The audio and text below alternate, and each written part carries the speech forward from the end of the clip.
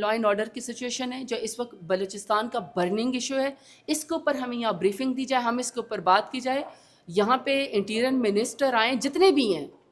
چاہے وزیر ہیں، مشیر ہیں، 4-5 تو میرا خیال میں ہیں، وہ بھی سارے آئے ہیں، وزیر اعظم بھی آئے ہیں، اور ہمیں بلوچستان کے لا اینڈ آرڈر کی سچویشن کے اوپر، جعفر ایکسپریس کے اوپر آپ کو اور ہمیں جو ہے وہ یہاں پہ ایوان کے اوپر بات کرنی دی جائے. ثانیہ بنو ہوا ہے، بنو کیٹ میں دہشت گردی، ہمارے بہت سے لوگ وہاں پہ شہید ہوئے، اس کے اوپر بھی بات کر دی جائے.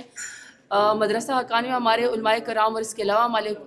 علماء کرام کو باقاعدہ ٹارگٹ کر کے شہید کیا جا رہا ہے، اس کے اوپر ہمیں بات کرنی. تو بلوچستان میں ٹرین کا معاملہ سامنے آیا، وہاں پہ دہشت گردی کا یہ واقعہ ہے، اس پہ اپوزیشن کے حوالے سے کیا موقف ہے اور ایوان میں اٹھائیں؟ ویری سمپل فارمولا،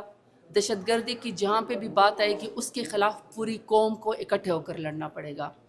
جو ہماری آرمڈ فورسز اس وقت آپریشن کر رہی ہیں، اللہ کرے کہ اس میں کوئی ہمارے ملک کا، ہمارے آرمڈ فورسز کا، ہمارے سویلنس کا اللہ کرے کوئی نقصان نہ ہو، میرے ملک کو کوئی جو ہے وہ نقصان نہ پہنچے، کیونکہ وہ بڑا مشکل آپریشن ہے جہاں پہ ابھی تک کوئی خاص کمیونیکیشن بھی نہیں ہے. لیکن یہ ہے کہ دہشت گرد اس قدر طاقتور ہو گئے کہ وہ ملک کی رٹ کو چیلنج کر رہے ہیں، تو ہم نے اپنے رٹ تو قائم کرنی ہے. لیکن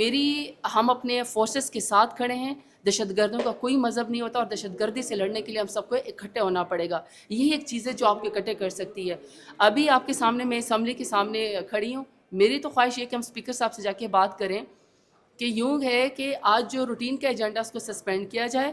اور جو پاکستان میں لا اینڈ آرڈر کی سچویشن ہے جو اس وقت بلوچستان کا برننگ ایشو ہے، اس کے اوپر ہمیں یہاں بریفنگ دی جائے، ہم اس کے اوپر بات کی جائے. یہاں پہ انٹیریئر منسٹر آئیں، جتنے بھی ہیں،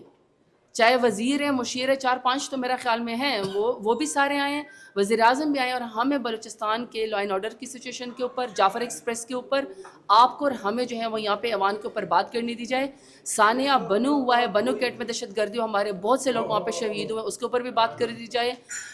مدرسہ حقانی میں ہمارے علماء کرام اور اس کے علاوہ ہمارے علماء کرام کو باقاعدہ ٹارگٹ کر کے شہید کیا جا رہا ہے، اس کے اوپر ہمیں بات کرنی جائے. آئی ایم سوری ٹو سے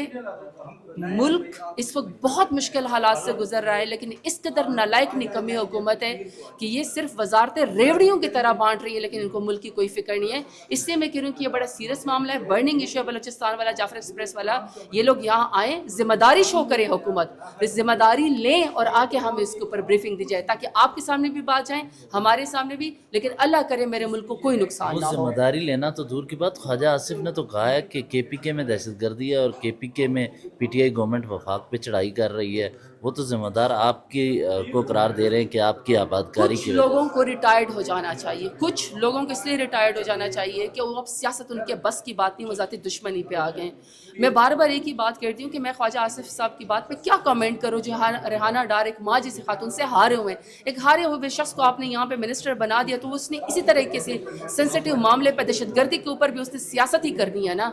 اپوزیشن اس وقت اپنا رول ادا کرے، رسپانسبلٹی کے ساتھ جو ہے وہ کہہ رہی ہے، لیکن یہ اس طرح کی عجیب و غریب ویک سٹیٹمنٹ دیکھیں، مذائقہ خیز قسم کی سٹیٹمنٹ دیکھ کے خود جو ہے اپنے ملک کو اور اپنی منسٹریز کو اور اپنی حکومت کو یہ لوگ خود نقصان پہنچا رہے ہیں. تو اس لیے خواجہ آصف صاحب کی بات کو میں کیا کہہ سکتی ہوں، سیاست سے جیسے لوگوں کو ریٹائر ہونا چاہیے. اگر وہ اتنی دہشت گردی کے حساس معاملے کے اوپر بھی کہے کہ جی فلانے کا ہے، فلانے کا ہے، ذمہ واری تو ان کی ہے، ان کی حکومت ہے نا، ان کی ذمہ واری ہے. Thank you.